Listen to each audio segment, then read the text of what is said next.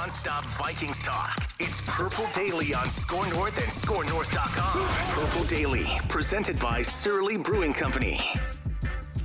Actually, it's Purple Access. Zolgad, Star Tribune sports columnist Chip Scoggins, who is actually out of the Vikings right now because it's Wednesday and they have media access starting early in the morning with Kevin O'Connell and executive producer Declan Goff. All right, Chipper, let's start here. It's week one. It's the Packers on Sunday afternoon at U.S. Bank Stadium. And I have a feeling the Vikings are going to win this game. I don't know why exactly. It's probably part of the fact that things are new here and it is exciting. But what's your sense now? And especially because it's not like from the three exhibition games we got a big view of things. Yeah. What's your sense as we're about to start, or your excitement, or your realistic opinion of this team now as we get set to start? Yeah, I agree with you, Judd. If I had to pick a winner, I would probably go with him just for I feel like they're going to be emotionally, sky high, obviously. New coach, new season, new everything. And I can't give you a sound reason why that should tip the scales for them over Aaron Rodgers and that defense. But I just feel like the emotion of the day will probably carry them. Yep. And it matters. So we were doing our season projections on Star Tribune and all the writers. I toggled back and forth between 9-8 and 10-7, and I landed on 9-8. I feel like this team should have a winning record. I feel like they have too much talent not to have a winning record. I feel like they should be, that should put them in the mix for a playoff team. But I could see 10-7. I just think, it's dangerous to compare last year because it's, everything's independent each year, as Brad used to say. But there were so many close games that, it wasn't like this team was getting blown out of the water continuously. I feel like they have too much talent to be that kind of team. Yeah. Right. And so if they can, as O'Connell says, work the margins, and figure out how to be better in those critical situations, end of halves, end of games, win some of those. I think they should be a playoff team. So, but I'm writing this call for tomorrow, Judge. Like, this is a freaking mystery. This team, it's like a big reveal coming because we didn't see anything in the preseason. There's going to be new wrinkles and new look on offense. We know defense with the 3-4. I'm just curious to see. We don't know how this coach coaches the game.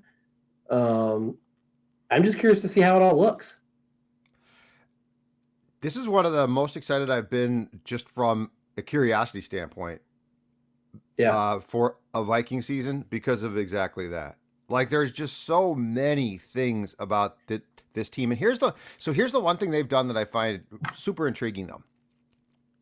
And I disagreed with this at the time. I admire it now because it takes some cojones. But I think the thing that really gets me is this. They definitely stripped away from what they consider to be subpar depth. The final cut showed that. But, from day one, they came here and kept the majority of starters. They kept the majority. So they are going to, with Kwesi and O'Connell, certainly, when they kick off on Sunday, they are purposely applying a lot of pressure that they could have taken off themselves. Yeah. And that's what intrigues me is like there is rightfully so an expectation that this team should be good. There's no, hey, we're going to hit a reset here. So, and I don't know that there is such a thing, Chipper, as a competitive rebuild, which is Kwesi's word. So yeah, I find it intriguing. I think, but now it makes more sense to me what a competitive rebuild is. They're rebuilding the depth. Right. And got rid of some of the young guys, but they still want to be competitive. So it's clear that it's almost a run and back approach, and you're banking on, hey, we're going to have better situational coaching than what Mike Zimmer's staff provided. Yep. And we're going to win those close games because every game in the NFL is seemingly close. But you're right. They got rid of the the layer of backups and replace those with younger guys and people that, their draft class. But by and large, the frontline starters are the guys that were here last year, other than, really Zadarius Smith and a couple guys on defense. But it is. I mean, this is, well, it started day one when Mark Wolf said he expects his team to be super, what was his super competitive or whatever his phrase was. So no, they didn't. This ownership has no interest in a rebuild. I mean, they're fans and they don't want to go through that. It's clearly right. And so, and when you look at what they spent on the roster too, money wise, Judd. Mm-hmm. I mean, it wouldn't have been easy. I don't know how you would just come and say, okay, we're clearing house. We're getting rid of Cousins. We're doing all these things. I mean, it sounds good in theory, but it's not really practical.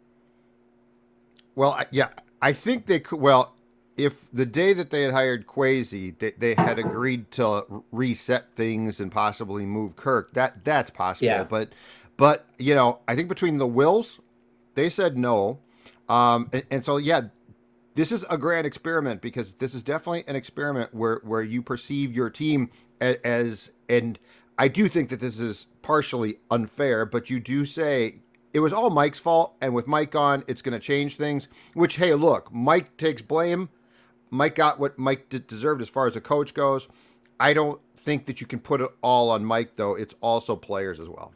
Yeah, no, he's become the convenient scapegoat, and I think he's a big part of it. But how much do you think, too, they looked at it and said, this roster has Justin Jefferson, Daniil Hunter, Eric Kendricks, Adam Thielen, Dalvin Cook, and a quarterback who, however you feel about him, he's definitely, you look at his stats, and you look at that core and say, how would we go to them and say we're going to reset or we're going to rebuild it? I mean, you wouldn't. You wouldn't. You couldn't. You Justin, would have moved them. Yeah, Justin, we're gonna be bad here for a couple of years, but trust us, in year 6 in the NFL, you're going to be in a good. No, that's not going to work. I mean, he hasn't been to the playoffs in his first 2 seasons. You're trying to show him that you're building something. You're building towards something, and so I think it was the logical path that they took. I think the very intriguing thing now too is this. So my credo going into 2021 was no excuses now. They brought back that team. That team was very disappointing, and people lost their jobs. So here's what I think going into 2022, which is super interesting. And I don't think it's being talked about enough, but nationally, certainly to a certain point, and locally for sure, there is an expectation that Cousins is going to be very good. And statistically, the dude is good. But there's an expectation that Kirk Cousins is going to be, with O'Connell now coaching him, a key part of the turnaround. So what I find, Chipper, to be so intriguing is this. The pressure on Kirk from day one this year is enormous because he's the next. Like there's no so like if it was no excuses for Rick and Mike and they choked, they're gone. Kirk's next. So like Kirk is now the dude, you've got everything. If you're not successful with this team, you're going to be the next guy to be judged harshly. Yeah, because and by that I mean wins too. I don't mean statistics. Yeah, and that's it because Ben Gessling from our paper did a story with him today, and Kirk knows it's like he's going to be judged by wins, and everybody brings up his record and it's 500, and whether you believe too much is made of a quarterback win-loss record. Sorry, when you make $35 million, that's the deal. That's how they're judged. But it is interesting. I saw Michael Irvin picked him to be the league MVP, and then I saw somebody when I just got here to the Schrager, right? Exactly. Yeah, Kyle Brandt. Kyle Brandt, his buddy. Kyle Brandt. I was just looking at they had it on there. He was so two national pundits picked him to be the MVP, which I find interesting. But you're right, Judd. I mean, you remove the what people say are the thing that's holding him back, the Zimmer and his philosophy and underwhelming offense coordinator. Now you give him a guy who knows him, an offensive-minded head coach, a guy who came from a Super Bowl winning team. So in some ways, this is you said last year was no excuses. This is kind of no excuses For him. for him. Yeah, and it will be judged because he's going to put up stats. I mean, we know that, right? I mean, he did it under Zimmer. Yeah. He's gonna put up big stats this year. It comes down to wins. Mm-hmm. Yeah, I always find that from the advanced metrics football folks, I always find the crapping on quarterback wins to be a intriguing discussion. In baseball, I get pitcher wins, but you also have a different pitcher every single night, and so, but like them or not, ultimately quarterback wins because ideally he starts every game is how the quarterback is just judged. Yeah, like it's to me it's such a cop out to say, well, quarterback wins are stupid. Well, what else matters? And by the way, the quarterback offensively the quarterback has far more control of a game on offense than a pitcher does, I think.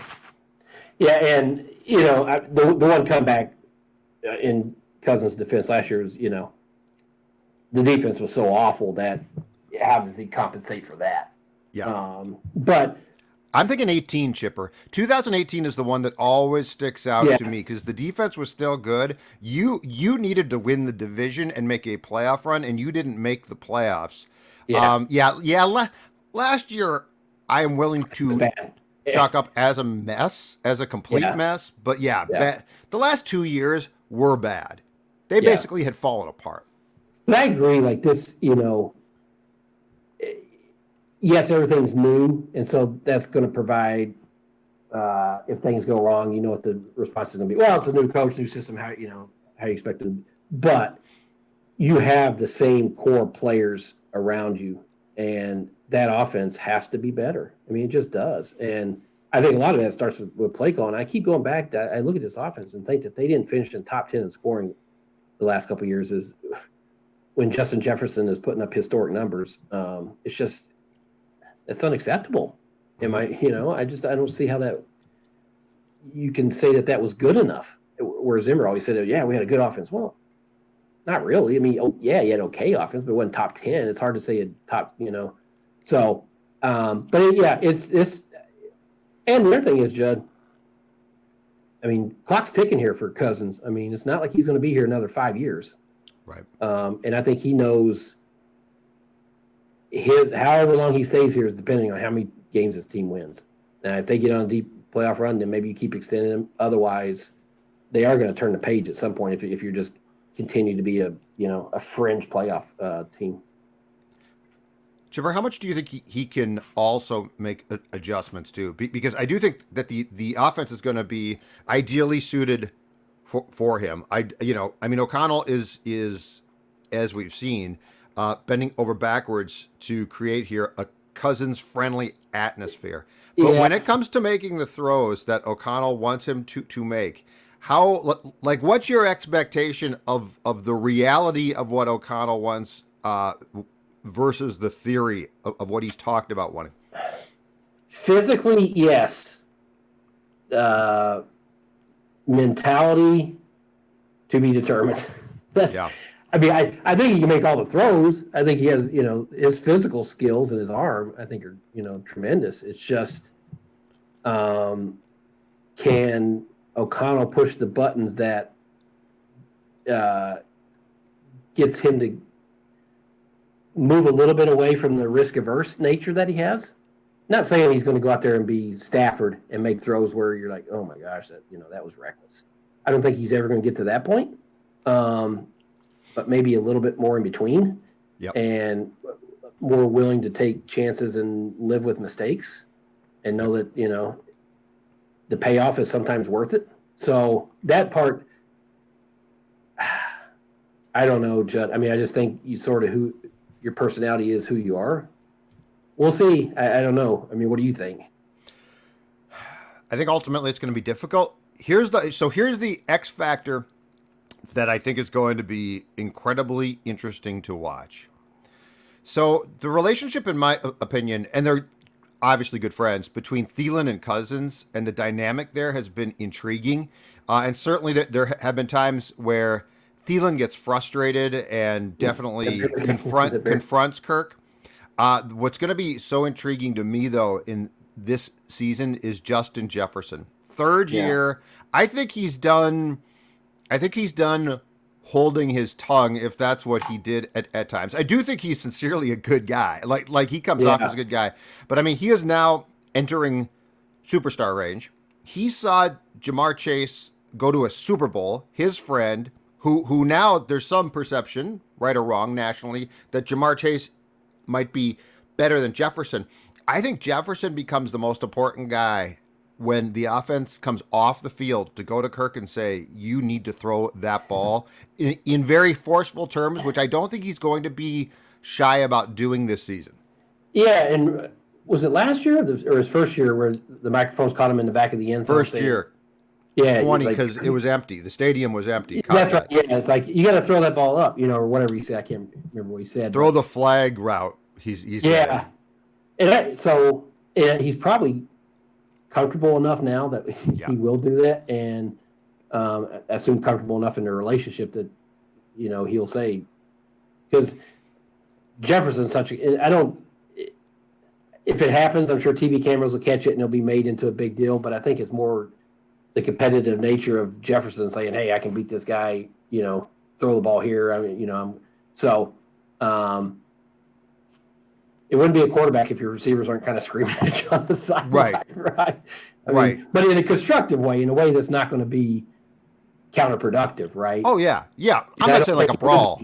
I don't think it would be. But wide receivers are competitive. They want the ball. They know, they want the quarterback to know where they can get it to him. But I agree. I mean, to me, this is all about how many times have we heard Justin Jefferson say he's desperate to be the best player in the best wide receiver in the league? He's not just saying that off the cuff. I mean, he has in his mind what he wants to accomplish this year. And so he's anticipating that, right? Yes. And he is one guy who I am buying what he is selling. So like I buy this. Like I've heard a lot, we both have. We both heard a lot of double talk and I want to be the best. I mean, God bless him, but KJ Osborne coming out and saying, I'm the best number 3 receiver. First of all, who cares? Second of all, come on, dude. Like you've had a great camp. That's awesome. Just go prove it. But Jefferson spent 2 years proving it. And so I am buying that what he says should carry a lot of weight. Thielen, to me, my one gripe is when he gets mad, it almost looks like he's whining at times and complaining, and I get tired of that. The officials, oh, you're screwing me, blah, blah, blah. Yeah. And I get he's competitive. But with Jefferson, I mean, he is a superstar.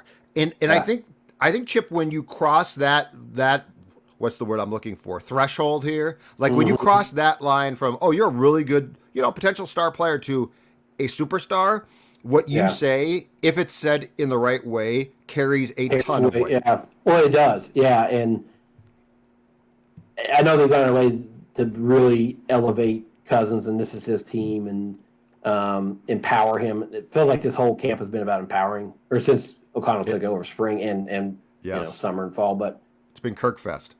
This is Jefferson's team, right? I mean, he is the face of this team. He's your best and most popular player, and so I mean, when he says something, it does carry a ton of weight. So, but I'm, in saying that, I still think Dalvin's an alpha in that team, in that locker room. I'm curious to see how he's used and what kind of workload that he gets.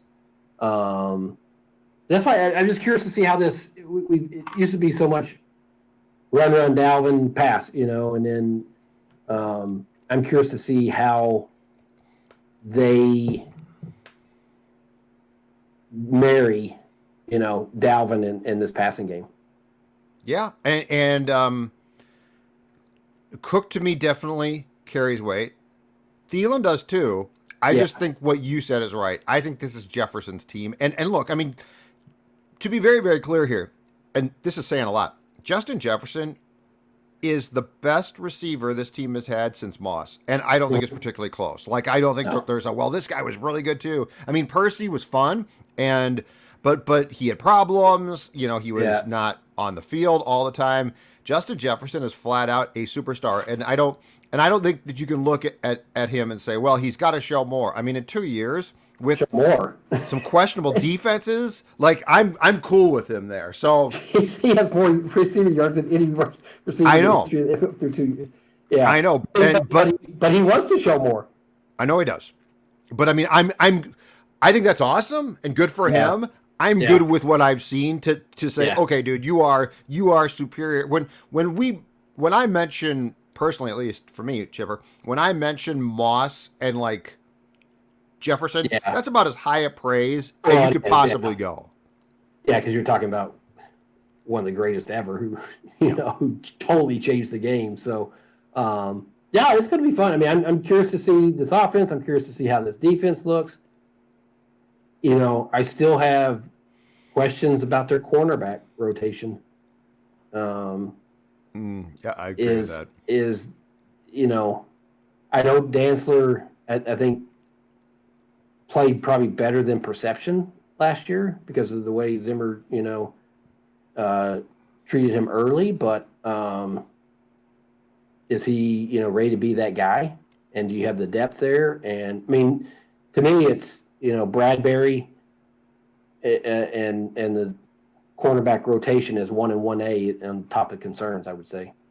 Yeah, does Peterson start to age because he's in great shape, but he's not young now. And the other one too, and I believe I saw some legitimate tweets from this guy, and it concerned me.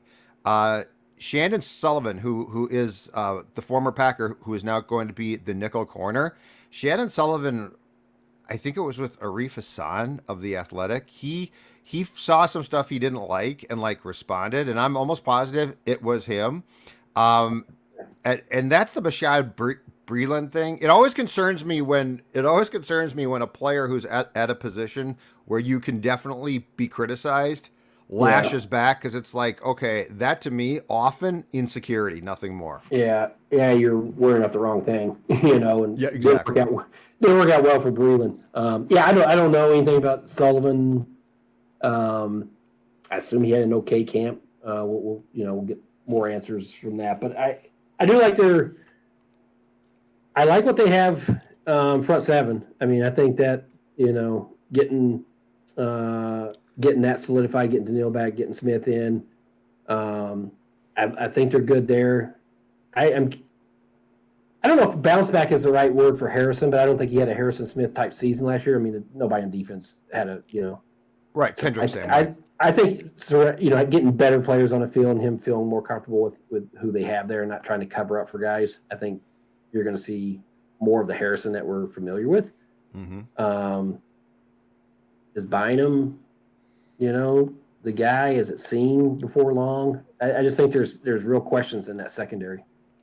I like the front, except for the position that was vacated when they let Watts go, and now they've got Jonathan Bullard is atop the depth chart. Who knows the defense, but I think he is a jag, just a guy. And and then after that, they've got that Blacklock, who they acquired from the Texans. I'm a little bit concerned about that one spot, just as far as what you're going to get from that. Yeah, I mean, I like Phillips and Thomason. I think they're going to be good. I would be lying if I sit here and said I know much about Bullard.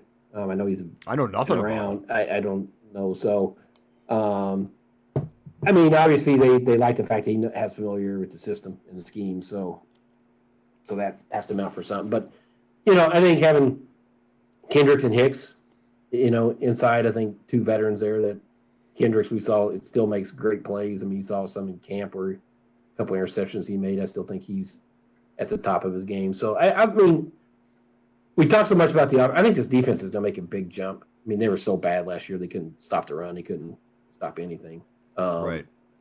I just think they're going to make a big jump, and I think that's what's going to be, the difference. But again, I just have questions about the secondary and how much depth and even your frontline guys are. I think it's fair to say this. The entire thing is going to hinge on two guys. Can Daniil Hunter and Zadarius Smith stay healthy? Because if they do, I am looking forward to, I mean, if they create the mismatches that they've threatened to with like lining up against guards and centers, I think that could be that will help every single side of that defense, because now the quarterbacks are going to have to deliver the football quicker. So I really that to me, if I was coming at it from a fan's point of view completely, this hinges on those two guys, because I think they're going to create mayhem if they can stay on the field. Yeah, I wrote a column first week of camp on, to me, it's a sliding scale. When someone says, how good is their defense going to be? Well, tell me how many games those two are going to play. You know, if you tell me they're each going to play 13 games, I think the defense is at least 13. I think the defense is going to be pretty good. If they have issues and they don't play that much, then that's a whole different story, because, I say that I'm concerned with their secondary. Those two guys can mitigate the concerns. Oh, God, yeah, because the quarterback's going to be like, I got to get rid of the football. Yeah. So it to me, you're 100% right. It totally depends on how much those two are able to be on the field. So in our first predictions, Chipper, schedule-wise, that we did, I think it was shortly after the schedule came out, I landed on 8 and 9. I did it again, and we made our predictions on the Tuesday show, and I was 10 and 7. Where I changed was I changed 2 home games. Dallas was one of them, and the Colts was the second one. I changed those from losses to wins. I think this team, I really think that this team at home on that turf with a, I think it's safe to say, rejuvenated team and fan base is going to be very good. The road, I think, might be bumpy, but I think 10 wins gets you in as a wild card. I think because the NFC, you start looking around like, all right, who's great in the NFC? I mean, AFC looks a lot different, hell yeah. Yeah, I mean, I like I was saying, I kind of went back between 10 and 7, 9 and 8. I think either one of those are realistic. If barring just widespread injuries and all that, I think this team is better than finishing with the losing record. Now, could they get 11 or 12 wins? I think that's overly optimistic. But I think 9 or 10 wins, I think that's realistic. I still have some, if they do start getting some injuries, I wonder about their depth, because they have replaced it with some young guys. Yes. Oh, yeah. And so you would be relying on a lot of young guys. So that's where I think that's kind of where I settled on 9. Just injuries inevitably are going to happen, and I just don't know about their depth. But I don't know. Will 9 wins put you in the wild card mix? I don't know. Probably not. It's what, 6? It's 6 playoff berths now. Yeah. Or is it 7? It's 7. It's 7. Yeah. So, and I think the Eagles made it. What did Philly finish with last year? And they were like the Vikings, and they were the last wild card team. So I think there's a possibility, but I'm with you. I just think I think this team, unless they get the wrong guys hurt, which for any team changes everything. But I think this team has too much talent with what they brought back. And if O'Connell's system works, which I'm assuming it should, it doesn't mean that things are going to be perfect, but I think 10 wins is very fair. I think 10 wins and being good at home, and that home schedule is not, unless things change greatly with the opponents, it's not like it's a murderer's row. It's manageable. It's absolutely manageable. Yeah. Yeah. I mean, the thing we don't know is so many games come down to final possession, and they were just horrific in those last year. Right, but that was but that was their own fault. Like because they weren't good enough to be. That wasn't bad luck. Yeah, no. That was just right. For one, they put themselves in that situation. Yep. They were good enough to not be in that situation. But by and large, NFL is that's how it is. They're close games, and there's no track record to know how O'Connell's going to handle that, and that's the great mystery here. My advice: dagger opponents. When you have a chance, dagger them with that offense. If you can score 14 more points, score. Like, that's the one thing that drove me crazy was this team didn't and has not for a long time daggered opponents. Dagger the damn opponent, especially at home, so they don't have a chance. You know, That take should be their on a will. t-shirt. Take their will to win away. Take their will to be their way. Send them home in a body bag. That's what you got to do. All right, Yeah, Shipper. foot on the gas. That's right. Enjoy all that comes with the Week 1 Wednesday access, which is full of nothing but great conversations with forthcoming coaches and players. I'll talk to you next week, Chip. All right, brother. We'll see you. See you. Bye.